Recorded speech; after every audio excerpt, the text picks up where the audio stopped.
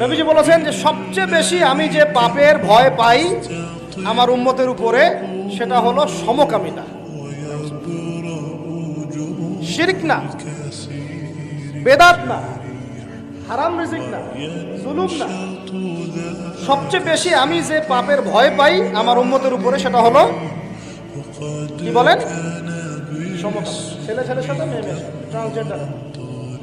নবীজি বলছেন সাল্লাল্লাহু আলাইহি ওয়াসাল্লাম, ওয়া ইযা ওয়াজাদতুমুহু, তোমরা যদি এরকম কোনো সমকামীকে পাও, ধরতে পারো, ফাকতার আল্লাযী আমিলা আমালা কওমি লূত, যে ব্যক্তি কওমে লূতের মতো আচরণ করেছে, ফাকতুলুল ফাইলা ওয়াল মাফউলা বিহি।